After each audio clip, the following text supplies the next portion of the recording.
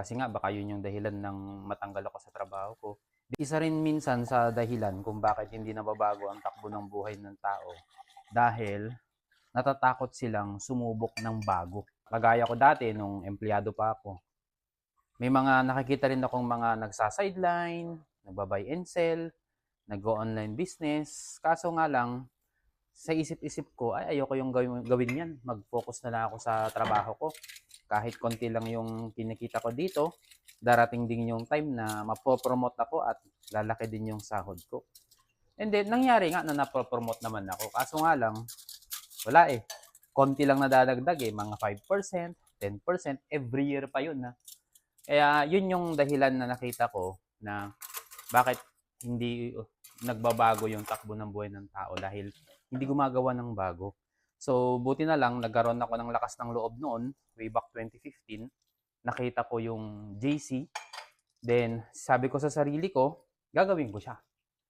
Susubok ako ng bago na gagawin sa buhay. So, ginawa ko lang siyang part-time dati. Buti na lang, napakaganda pala ng sistema ng JC. At dahil sa inaral ko yung negosyo, sinipagan ko, nagkaroon ako ng extra income. Pero alam nyo bang may mga challenges ako before? Kasi dahil OFW ako sa Singapore, bawal doon ang may ibang sideline business or kahit sideline na pagkakakitaan, part-time job, mga ganun, bawal doon. So, ang challenge ko dati, sinasabihan ako ng mga katrabaho ko na sabi nila, Albert, bawal yung ginagawa mo. Baka mamaya yan pa yung dahilan para matanggal ka sa trabaho mo. Eh, sabi ko sa sarili ko, kung hindi ako gagawa ng bago, wala talaga mababago sa takbo ng buhay ko. So, kahit bawal, sinapalaran ko talaga. Yung mga katrabaho ko, madalas nire-remind ako na stop ko na daw, tigilan ko na daw yung JC. Kasi nga, baka yun yung dahilan ng matanggal ako sa trabaho ko.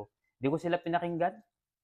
Marami ring nagsasabi na kahit mga hindi ko kakilala, na sa tuwing nakikita nila na nagpo-post ako ng mga products ng JC online, o kaya may bitbit ako ng mga JC products papunta dun sa Orchard, sinasabihan ako na bawal daw yung ginagawa ko. Hindi ko sila pinakinggan. And good thing, buti hindi ko sila pinakinggan kasi kung pinakinggan ko sila at nag-focus na lang ako sa trabaho ko at hindi ako nagdagdag ng ginagawa ko, malamang hanggang sa ngayon, OFW pa rin ako.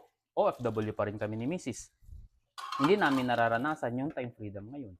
O buti na lang talaga hindi rin ako nakinig sa kanila. So, yun din yung magandang dulot ng hindi pakikinig sa lahat ng taong nasa paligid mo. Kahit may opinion sila, oh, at some point, tama naman sila na bawal nga yung ginagawa ko. Kasi part-time job yun, parang sideline business. At nakalagay sa contract ko dati na bawal nga yung ganun.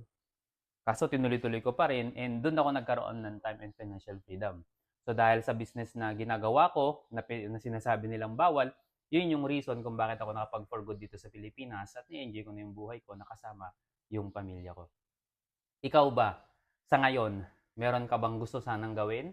Kaso nga lang, maraming pumipigil sa'yo, lalo na yung mga taong nasa paligid mo na sinasabi nila na huwag mong gawin. I-comment mo nga dyan sa baba. Kasi baka mamaya, yan yung magiging dahilan para makapag-for good ka nila sa Pilipinas o kaya magkaroon ka ng time and financial freedom.